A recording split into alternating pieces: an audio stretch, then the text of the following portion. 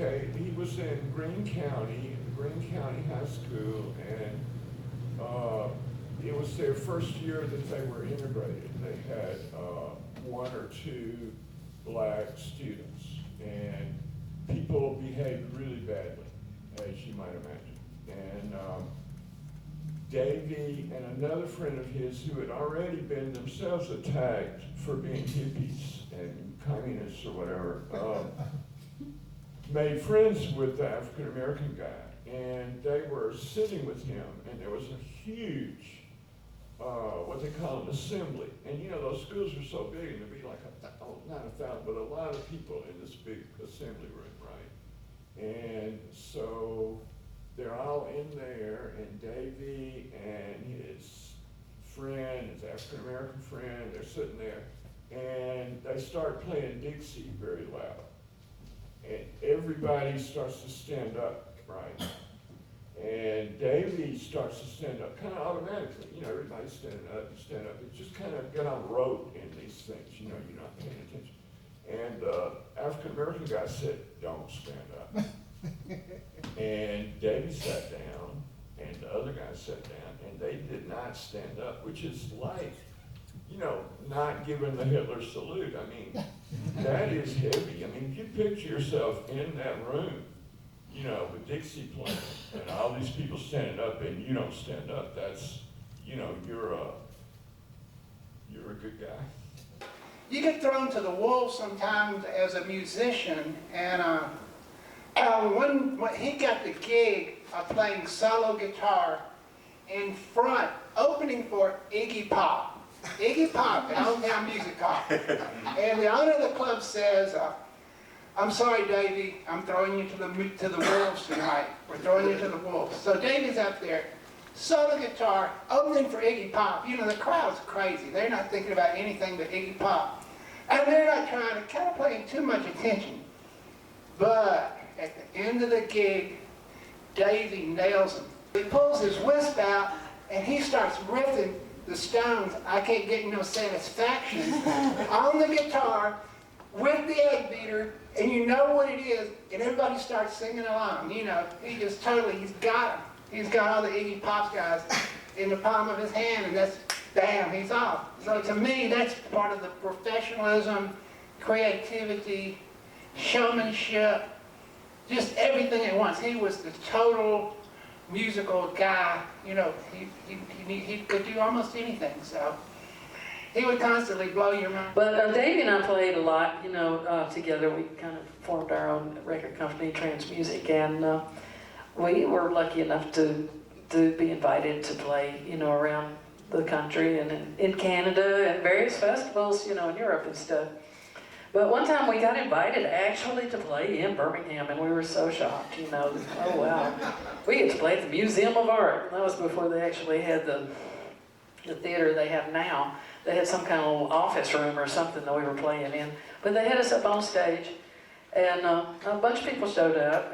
So, you know, for us that was a big deal, you know, to actually get to play at a reasonable place in the city of Birmingham.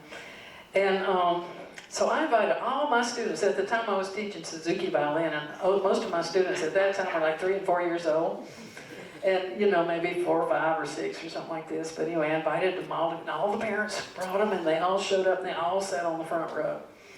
So we did our shtick, and then Davey did this solo, and each of us usually would take a solo. And so he got out that tape measure thing that he did, and he was flailing that tape measure on the guitar, you know, and going. And I had this one little 4-year-old girl, and she was a little bit of a snob because she didn't like fiddle music. But she came in and she said, LaDonna, why did y'all play that like that? That was terrible.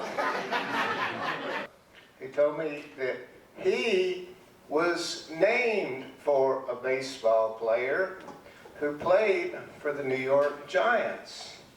And then he told me that he is the answer to one of the most famous trivia questions in the history of baseball. and this is a long story about this catch. It's known in baseball history as the catch. Willie Mays is going back, and it's like the guy has hit it 480 feet. And catches it, and later he says it wasn't that great a catch, but the way he whirled around and threw the ball back in to the infielder, the second baseman, saved the game for the Giants. And the second baseman's name was Davey Williams. Later, with what Craig was talking about, the little poetry troupe we had that was, by the way, called the Kevorkian Skull Poets, and Davey provided the great soundtrack, along with a couple other people, Ned Mudd and a few others, Jimmy. We just decided, we started having these gigs, jams, if you want to call it, in this old dilapidated barn on that property. Well, it had a root cellar that you would go down these concrete steps, and here was 10 degrees cooler, heavy concrete floor underneath a heavy concrete floor. Well, we decided, wow, you can really make some cool sounds down here, percussive, all kinds of stuff, even though it never escaped the root cellar. Strobe going really, and Davey came down there and immediately he was like, oh yeah. And others, Jimmy, Craig, a bunch of us would get together and just make crazy root cellar performance art right there, boom. And I started thinking, wow, we're making such vibrations, boom, boom, boom, boom. What if that floor, upper floor, just kind of comes down and goes, then if it made the news, they would say the Kevorkian Skull Poets were smashed flat, which would make a great byline, by the way. And I'm walking up the steps to the porch, and I hear this incredible version of Oh Susanna. It's bluesy, it's jazzy, it's funky, it's the coolest thing that maybe I've ever heard. And it was Davey and LaDonna, and I'm sorry, I don't remember the bass player's name. And a lot of great performers there, but maybe the best show I ever saw was Trains in Trouble.